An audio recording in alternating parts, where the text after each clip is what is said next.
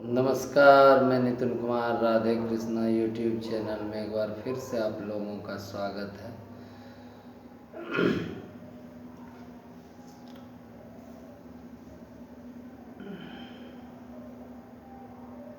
आज हम आप लोगों को एक कथा सुनाने जा रहे हैं जो कि बहुत पहले हमने बचपन में पढ़ी थी। संस्कृत की एक कथा थी, 7वीं या 8वीं में पढ़ी थी, उतना याद भी नहीं है। यह कथा उस समय की है जब भगवान श्री कृष्ण, बोलिए राधे राधे,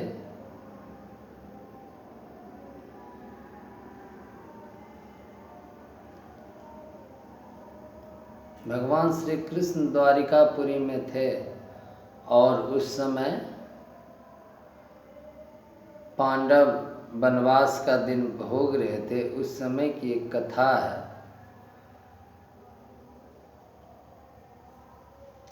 वनवास के ही दिनों में जब अपनी कुटिया में महाराज युधिष्ठिर अपने चारों अनुजों और द्रौपदी के साथ बैठी हुई थी, तो उसी समय चर्चा हो रही थी, इस बात की चर्चा हो रही थी कि तो उस पर भीम पूछते हैं कि हे धर्मराज, बड़े भ्राता, कहते हैं भ्राताश्री, आप तो धर्म के मर्मज्ञ हैं और ज्ञानी हैं, सो हमारे मन में एक प्रश्न उठ रहा है, क्या आप उस प्रश्न का समाधान कर सकते हैं? करने की कृपा करें, क्योंकि मतलब भीम जानते थे कि ऐसा मतलब कोई प्रश्न नहीं है जिसका उत्तर हमारे भ्राताश्री के पास ना हो, इसलिए वह कहते हैं। तो इस पर मतलब कि युधिष्ठिर कहते हैं, धर्मराज कहते हैं कि ठीक है, आप यदि तुम्हारे मन में किसी भी प्रकार का कोई प्रश्न है, इच्छा है पूछने की, तो अवश्य पूछिए। बोलिए राधे राधे, जय श्री कृष्ण। प्रयत्न करूंगा कि मैं आपके प्रश्न का उत्तर ठीक दूं। तो वह कहते हैं कि दुर्योधन कहते हैं, क्या ऐसा मतलब हमेशा मनुष्य ऐसा क्यों सोचने लगता है कि मतलब उसके अंदर मतलब यदि वह कुछ कर लेता है, कुछ नया पा लेता है, तो उसे ऐसा क्यों लगने लगता है कि अब वह ही संसार का श्रेष्ठ प्राणी है, जीव है, उसके बाद कोई नहीं है। वह ऐसा क्यों समझ में आने लगता है? क्या यह मनुष्य के अंदर का विकार है या अहंकार है, यह क्या है? हमको समझ में नहीं आता है। जिस प्रकार से हमें छल करके दुर्योधन ने द्यूत में हराया, और अभी उसके मन में जिस प्रकार अहंकार कूट कूट के भरा हुआ है, सो वह समझता है कि हमने जो किया वह दुनिया ने नहीं देखा। इसी प्रकार से कई बात वह समझा कर मतलब समझाना कुछ चाहते, परंतु उसके अंदर जो भीम के अंदर जो दुर्योधन के लेकर द्वेष था, मन में जो क्रोध था, वह उनके मुख पर आ गया। तो इस पर युधिष्ठिर जी महाराज कहते हैं कि हर एक चीज़ का समय होता है। प्रिय भीम, तुमने अभी जो प्रश्न हमसे करने का प्रयत्न किया है, परंतु तुम्हारे अंदर दुर्योधन के लिए जो मतलब कि मन में क्रोध है, उसने तुम्हें अपने प्रश्न से भटका दिया। तो इस पर भीम कहते हैं कि क्षमा कर कीजिएगा भ्राताश्री, हमारा प्रश्न ये है कि क्यों मनुष्य को जब ताकत मतलब धन या ताकत आ जाता है तो उसका अहंकार क्यों हो जाता है? इसका क्या कारण है? तो इसमें मतलब धर्मराज कहते हैं, बोलिए राधे राधे, कि इसमें मतलब कि इंसान के अंदर जो वो विवेक होता है ना, जब विवेक शून्य होने लगता है, तब इस प्रकार की उनके पास बातें आती हैं। उनके मन के अंदर जो भक्ति रूपी अहंकार मतलब भक्ति की कमी होती है, जिससे कि वह अहंकार श्रद्धा की कमी होती है, सो अहंकार आता है। सो मैं तुम्हें एक कथा कहता हूँ, उससे तुम समझने का प्रयत्न करना। तो वह कहते हैं कि आज से बहुत साल पहले की बात है कि एक वन में एक महात्मा अपना आश्रम बना कर रहते थे, और उसी मतलब उसके वन के आसपास मतलब कि आश्रम के आसपास बड़ा ही घना वन था। चारों तरफ बड़े बड़े लंबे लंबे पेड़ थे। कई प्रकार के हिंसक जीव जंतु के साथ साथ कई प्रकार के मनोहारी और छोटे बड़े बहुत सारे उस जंगल में जानवर निवास करते थे। ऋषि अपने कुछ मतलब शिष्यों के साथ वहाँ पर रहते थे। तो एक दिन ऋषि अपने मतलब कि आश्रम के बाहर पेड़ के नीचे बैठकर अपने योग निद्रा में मतलब कि योगासन में बैठे हुए थे, और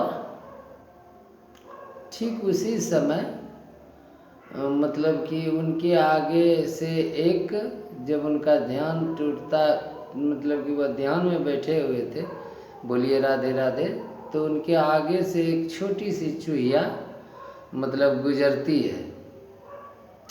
जब चूहिया आगे से गुजरती है तो उसके पीछे पीछे एक बिल्ला मतलब कि जंगल में रहने वाला बिल्ला, बोलिए बिल्ली का पुरुष जाति का बिल्ला उसे बोले, बहुत बड़ा सा बिल्ला उसके पीछे पड़ा हुआ था। वह आश्रम में इधर उधर छोटा चूहा भाग रहा था, पीछे पीछे उसे खाने के लिए बिल्ला लपेट रहा था। बोलिए राधे राधे।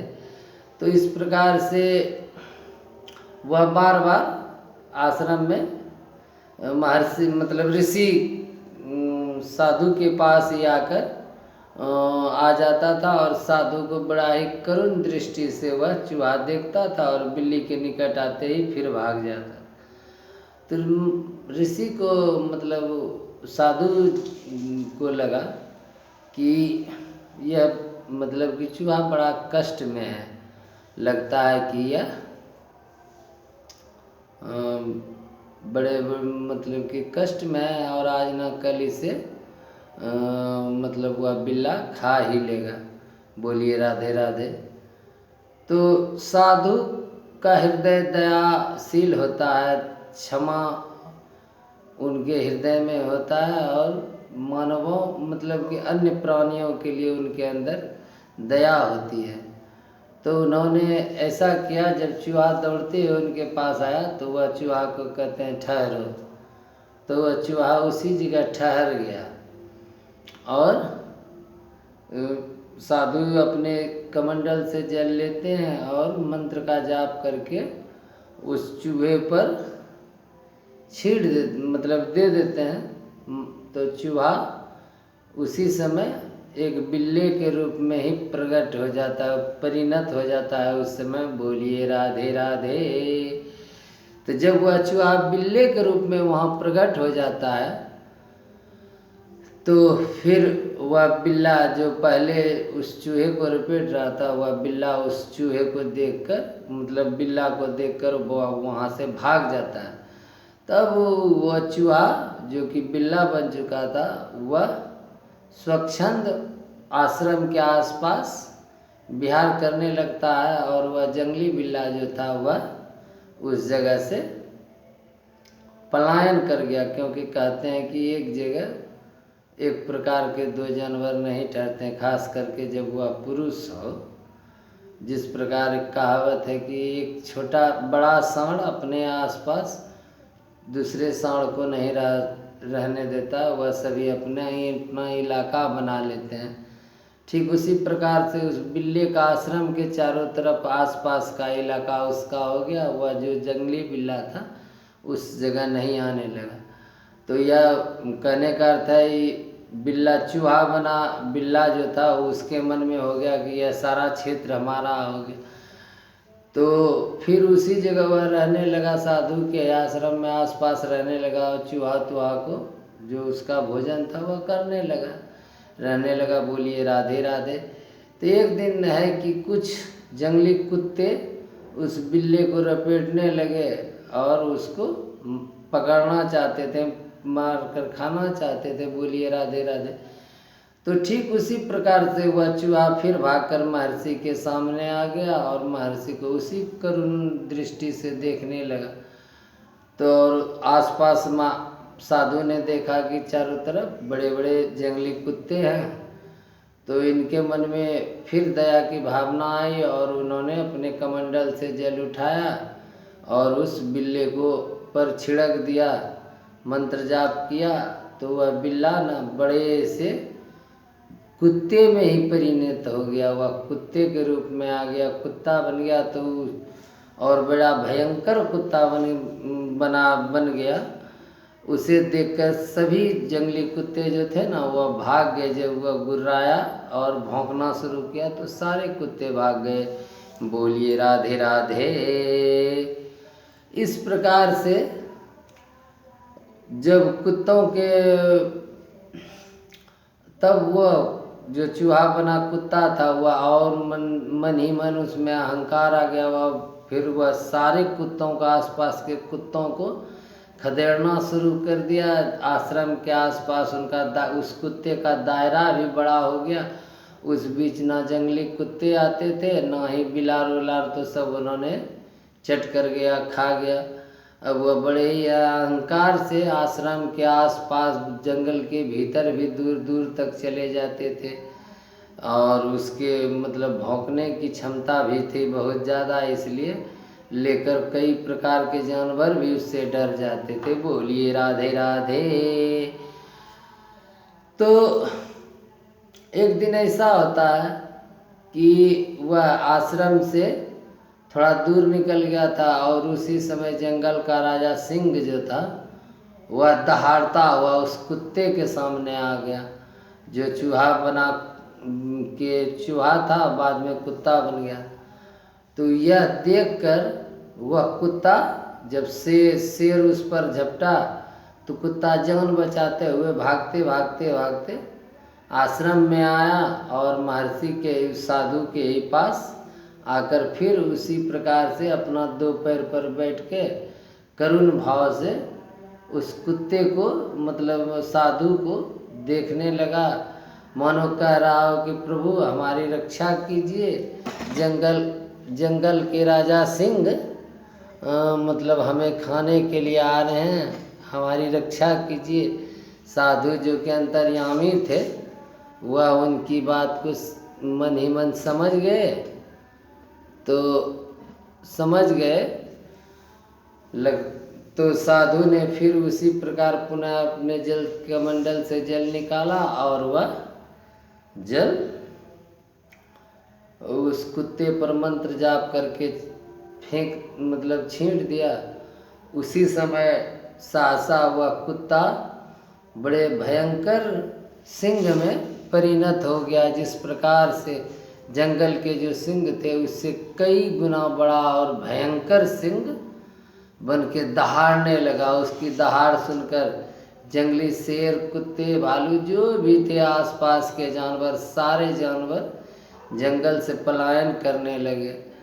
और अब वह शेर बना मतलब चूहा जो शेर बन चुका था वह जंगल में आतंक मचाने लगा। बड़े बड़े सिंह मतलब हाथियों को, बैल मतलब जंगली सुअर, बड़े बड़े जानवरों को वह गिरा कर मार कर खाता, मस्त होकर खाता। इधर उधर आश्रम के आसपास के सारे वातावरण को भी उसने दूषित कर दिया। चारों तरफ मतलब जंगल में हाहाकार मचा दिया। खाने का एक जानवर तो वह 10 जानवर को रोज मारने लगा। इस प्रकार से जंगल में जानवरों की भी कमी होने लगी। तो जब आश्रम वासियों ने यह सूचना साधु जी को दिया, शिष्यों ने सूचना दी कि प्रभु आपने जिस चूहे को सिंह बना दिया था उसने जंगल में आतंक फैला दिया है। कई जंगली जानवर उसके डर से जंगल के इधर उधर भाग चुके हैं। वह अनायास ही जानवरों की हत्या करता है और खाने से ज़्यादा हत्याएं करता है। तो इस पर जब वह शेर आश्रम में आता है तो ऋषि उन्हें समझाते हैं कि तुम ऐसा क्यों कर रहे हो, तुम जानवर हो, जानवर तो सिर्फ केवल अपने भूख के अनुसार ही शिकार करता है, तुम इससे ज़्यादा क्यों कर रहे हो, क्यों अनायास ही जंगल के जानवरों को मार मार कर इधर उधर फेंक रहे, मतलब छोड़ रहे हो, जिससे जंगल का वातावरण भी दूषित हो रहा है। इस पर गुर्राते हुए शेर, वह चूहा बना शेर गुर्राते हुए मुनि की पर मतलब अति प्रयास करते हैं। मतलब उन्होंने जो क्रोध भरे स्वर में उस सिंह को कहा तो सिंह ने मानो उनकी बात को समझ लिया और उसके विपरीत वह अपने क्रोध का प्रदर्शन करने लगे। इस पर ऋषि क्रोधित होते हैं और डांटते हैं तो इस पर वह और भी ज़्यादा उत्तेजक हो जाता है और ऋषि के ही तरफ झपटते हैं, मतलब मानो ऋषि को ही खाने के लिए झपटने का प्रयास करते हैं। ऋषि उनकी भावनाओं को, शेर की भावनाओं को समझ जाते हैं और वो निकट ही पड़े हुए अपने कमंडल का जल उठाते हैं और हाथ में आचमन करके पुनः मंत्र उच्चारण करके और उस सिंह के सिर मतलब कि शरीर पर फेंक देते हैं। इससे वह सिंह जो था ना पुनः चूहे में परिणत हो जाता है और फिर उसी कमजोर चूहे की तरह पिलपिलाते हुए मानो अपनी करनी का क्षमा साधु से मांग रहा हो, परंतु साधु समझ गए कि जो जीव जिस प्रकार से उसे उसी प्रकार से रहने देना चाहिए, क्योंकि सृष्टि के नियम में हस्तक्षेप करना मनुष्य के लिए हितकारी नहीं होता। तो यही बात मतलब धर्मराज युधिष्ठिर अपने अनुज भीम को समझाते हैं। भीम को कहते हैं कि इस कथा से तुम्हें भीम अपने प्रश्न का उत्तर संभवतः मिल गया होगा। इस पर भीम कहते हैं ठीक, आपके प्रश्न का मेरे प्रश्न का उत्तर तो आपने इस कथा के माध्यम से दे दिया। यह संसार के लिए भी एक सीख है कि मनुष्य को ये हमेशा याद रखनी चाहिए। बोलिए राधे राधे, जय श्री कृष्ण।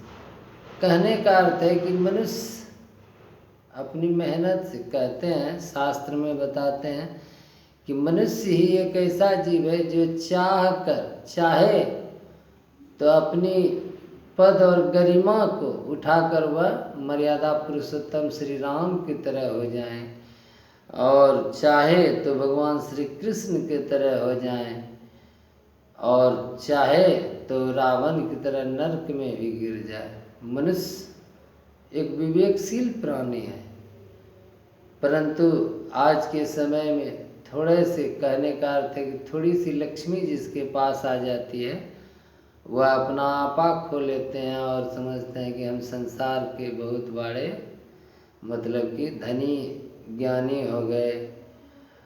तो मित्रों ऐसी बात समझनी नहीं चाहिए। इस संसार में ईश्वर के बनाए एक से एक कलाकृति हैं। जैसे कि आपने देखा ना सतयुग में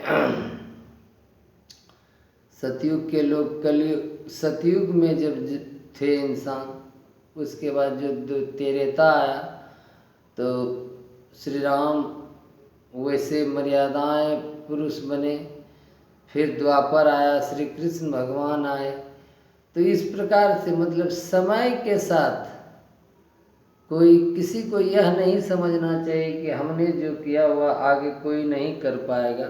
इस बात की अहंकार नहीं होनी चाहिए। जो इस कथा में आपने देखा, आज की कथा के लिए इतना ही। समझने के लिए काफ़ी है। बोलिए राधे राधे, जय श्री कृष्ण, राधे राधे।